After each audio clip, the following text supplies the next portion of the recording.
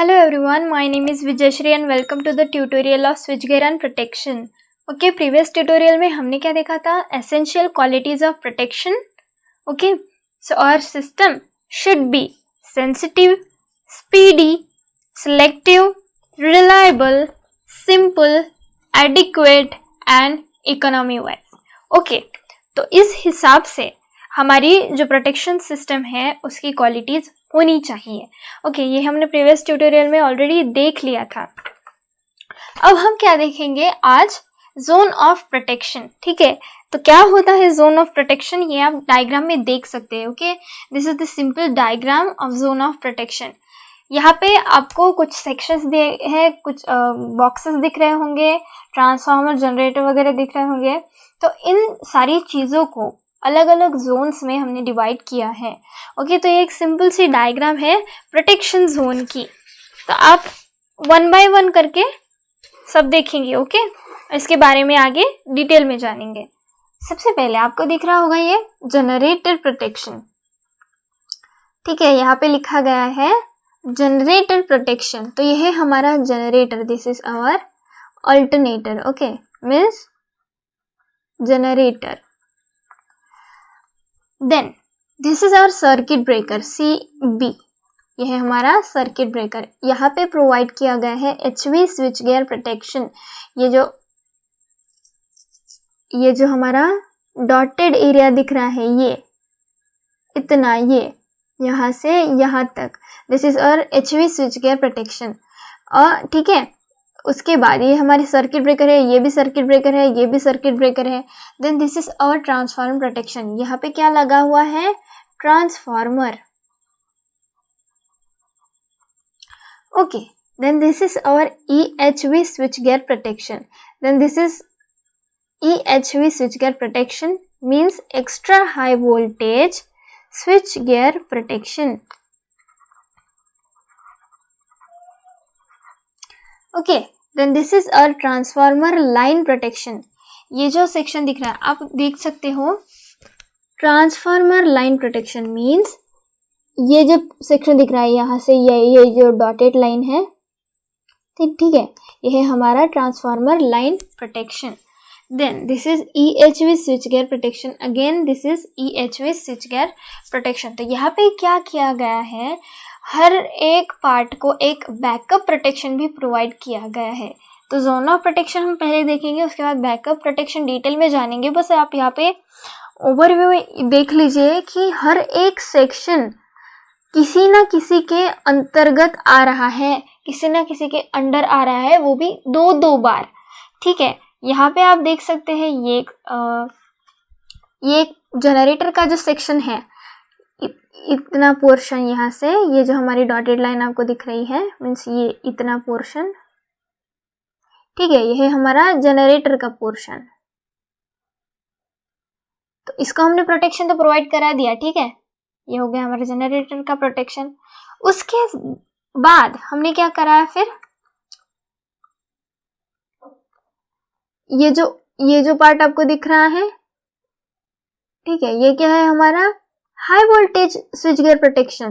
तो ये high voltage switch gear protection इस पार्ट को, सर्किट ब्रेकर के साथ साथ इस पार्ट को प्रोवाइड करा रहा है, पर साथ में जनरेटर का भी पार्ट कुछ आ रहा है. मीन्स जनरेटर का जो इतना पार्ट है उसको ये डबल प्रोटेक्ट कराएगा. देन आप यहाँ पे देख सकते हो ये जो ट्रांसफार्मर है हमारा, ठीक है, ये भी किसी न किसी बॉक्स के अंतर्गत बना हुआ है. आप देख सकते हैं यहाँ पे ये जो हमारा ट्रांसफार्मर है, इतना पोर्शन, ये जो बॉक्स दिख रहा है आपको, ये बॉक्स. अब ये ग्रीन लाइन की, आपको ग्रीन लाइन डॉटेड लाइन के अंदर दिख रहा है, तो ये बॉक्स फिर से इस बॉक्स के अंदर आ गया. मीन्स इसको डबल प्रोटेक्शन प्रोवाइड कराया गया. मीन्स अगर एक प्रोटेक्शन काम नहीं किया तो दूसरा काम करेगा. किसी एक प्रोटेक्शन सिस्टम का फेलियर हो गया तो दूसरा काम आएगा. ओके, देन अगेन सपोज हम लेते हैं ये कलर. ओके, यहाँ पे फिर एक बॉक्स दिख रहा है आपको, ये इतना portion extra high voltage switch gear provide करा रहा है. ठीक है। उसके बाद फिर ये इतना पोर्शन फिर से इसमें प्रोवाइड कराया गया protection. Okay, then again for example ये हम लेते हैं, तो इतना पोर्शन फिर से ट्रांसफार्मर लाइन प्रोटेक्शन प्रोवाइड किया गया है, ठीक है, इतने पोर्शन में और transformer line protection. Then again यहाँ पे है हमारा EHV switch gear protection, again ये extra high voltage switch gear protection. Okay, this is our extra high voltage switch gear protection.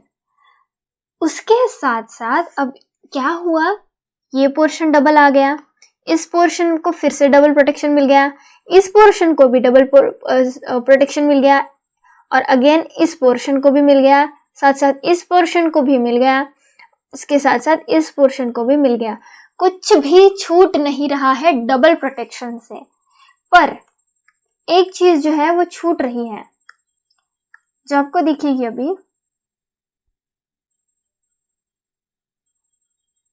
ये इतना बॉक्स ये छूट रहा था, तो इसको हमने सेपरेट प्रोटेक्शन प्रोवाइड करा दिया।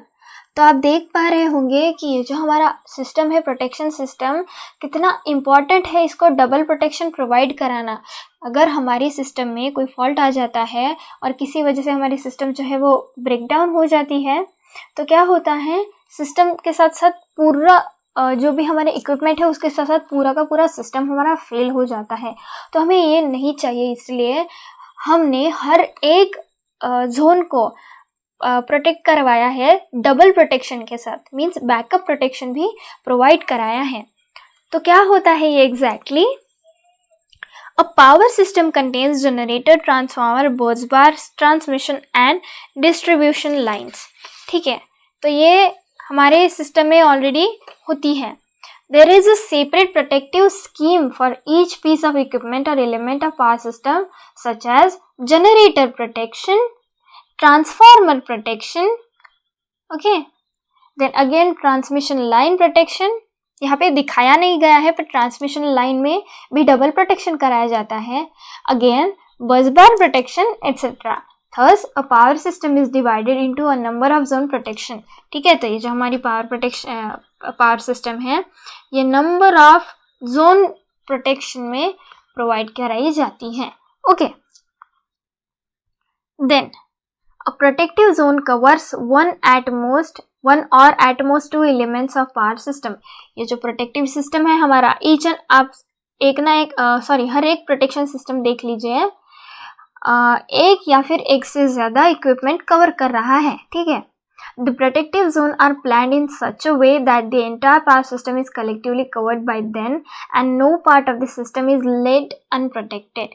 हमने क्या किया, हर एक सेक्शन को प्रोटेक्शन प्रोवाइड कराया है, साथ साथ हर एक जो सेक्शन है उसको डबल प्रोटेक्शन भी प्रोवाइड कराया गया है, ठीक है। तो हमने कोई भी पार्ट हमारे सिस्टम का खुला नहीं छोड़ा। इस तरीके से क्या होता है, किसी भी हम क्या करते हैं, हमने क्या किया, अल्टरनेटर को प्रोटेक्शन प्रोवाइड कराया, साथ साथ सर्किट ब्रेकर को भी, पर इसके साथ इसका सेपरेट प्रोटेक्शन नहीं कराया और इसका सेपरेट बैकअप प्रोटेक्शन भी नहीं कराया। हमने क्या करा, एक जोन में डाल दिया, सो दैट इस प्रोटेक्शन के जोन में हमारे बाकी इक्विपमेंट्स ऑटोमेटिकली अंदर आ जाए, ठीक है। तो इस तरह से हमने हमारी प्रोटेक्शन जोन को डिवाइड किया है कि हमें बाकी का खर्चा ना लगे, एक प्रोटेक्शन जोन के अंदर बाकी का एरिया भी कवर हो जाए। ऐसा हमने किया है ताकि हमारे पैसों की भी बचत हो और हमारा प्रोटेक्शन सिस्टम भी किसी तरह से फेल ना हो। Then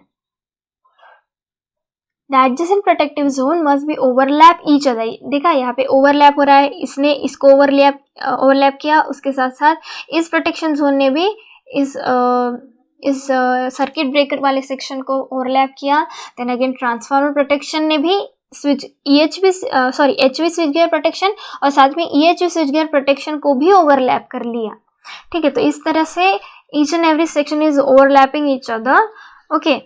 Otherwise, if a fault occurs on the boundary of zone may not lie in any of the zone and hence no circuit breaker would trip. क्या होता है, ये जो हमारा सेक्शन है, इसका ये जो हमारा सेक्शन है ना, फॉर एग्जांपल कोई भी सेक्शन, उसके बीच में अगर कोई फॉल्ट आता है ना तो हमारा सर्किट ब्रेकर ट्रिप हो जाता है और हमारी सिस्टम जो है वो बच जाती है किसी फॉल्ट के स्प्रेड होने से. बट अगर सपोज किसी सेक्शन के बाउंड्री पे अगर फॉल्ट आ गया तो सर्किट ब्रेकर किसका काम करेगा? ठीक है ना. क्या होता है, ना इसका सर्किट ब्रेकर काम कर पाएगा, ना इसका सर्किट ब्रेकर, किसके सर्किट ब्रेकर को कमांड जाएगा. तो क्या होता है, इस जोन के अंदर हम क्या करते हैं, कोई पर्टिकुलर जो प्रोटेक्टिव डिवाइस लगाते हैं. ठीक है, उसके अंतर्गत ये जोन आ गया तो उसके अंदर आने वाला जो भी सर्किट ब्रेकर होगा वो ऑटोमेटिकली ट्रिप हो जाएगा, सो दैट बाउंड्री पे आने वाला जो अगर कोई ये है हमारा फॉल्ट है वो भी हमारे सिस्टम को डैमेज ना कर पाए. Okay, thus the overlapping thus the overlapping between the adjacent zone is unavoidable. तो एडजेसेंट जोन की ओवरलैपिंग है वो हम अवॉइड नहीं कर सकते. इसको हमें, अगर हमने सिर्फ इसी को प्रोवाइड कराया प्रोटेक्शन, इसी को प्रोवाइड कराया, ठीक है, तो यहाँ पे आने वाला फॉल्ट कहीं भी नहीं ये यहाँ पे जो आने वाला फॉल्ट है वो हमारी सिस्टम में स्प्रेड हो जाएगा. किसी भी तरीके से हम इस फॉल्ट को निकाल नहीं पाएंगे. पर इसमें आने वाला फॉल्ट हम निकाल सकते हैं, इसमें आने वाला फॉल्ट निकाल सकते हैं. यहाँ पे आने वाला कैसे निकालोगे? तो हमने क्या किया, इस सेक्शन के अंदर इसको डाल दिया, सो दैट इस सेक्शन में आने वाला फॉल्ट भी बच ना सके, जो कि हमारे सिस्टम को स्प्रेड होने से हमारे सिस्टम को खराब कर दे. ऐसा नहीं होना चाहिए. ओके, तो हम क्या करेंगे, इस जोन में हमने हमारे फॉल्ट वाले सेक्शन को डाल दिया, सो दैट कहीं ना कहीं से हमारा सिस्टम जो है वो प्रोटेक्ट करने से नहीं चूकेगा. Okay, if a fault occurs in the overlapping zone in a properly protected scheme, more circuit breaker than the minimum necessary to isolate the faulty element would trip. क्या होता है, एक से ज़्यादा सर्किट ब्रेकर फिर ट्रिप हो जाते हैं, सो दैट किसी भी तरीके से हमारा सिस्टम जो है वो स्प्रेड ना करे फॉल्ट को. Okay, a relatively low extent of overlap reduces the probability of faults in this region and tripping of too many circuit breaker does not occur frequently. तो क्या होता है, हमारी सिस्टम इससे हमारे फॉल्ट को स्प्रेड होने से बचा लेती है. हमारी प्रोटेक्शन सिस्टम जो भी हमारा फॉल्ट जो है वो स्प्रेड होने से सिस्टम को बचा लेती है. ओके, साथ साथ जो हमारे फ्रिक्वेंटली सर्किट ब्रेकर की ट्रिप होने की बात है वो नहीं होगी एक साथ. किसी ना किसी जो पास है वो जल्दी हमारा ट्रिप हो जाएगा, तो ऑब्वियसली हमारा सर्किट ब्रेकर सेंस करके ट्रिप कर देगा. उसके बाद जो हमारा सिस्टम है वो प्रोटेक्ट हो जाएगा. उसकी वजह से बाकी के सर्किट ब्रेकर को फिर तकलीफ नहीं होगी, सो दैट जो हमारा सिस्टम है वो बच पाए प्रोटेक्शन से, फॉल्ट के स्प्रेड होने से. ओके, तो ये जो हमारा सिस्टम है किसी भी तरीके से डैमेज नहीं होना चाहिए, इसलिए हमने ये जो सेक्शंस है उसको ओवरलैप करवाया है प्रोटेक्शन जोन में. ओके, तो इसकी वजह से अगर जो भी पास्ट में सर्किट ब्रेकर है, फॉल्ट आ गया सपोज कोई, तो ट्रिप हो जाएगा. और उसके साथ साथ tripping of too many circuit breaker does not occur frequently. Okay, so this is the zone of protection. और इसके बाद हम देखेंगे बैकअप प्रोटेक्शन. सो ये था हमारा आज का ट्यूटोरियल. हम कल देखने वाले हैं बैकअप प्रोटेक्शन. तो मिलेंगे हम नेक्स्ट ट्यूटोरियल में.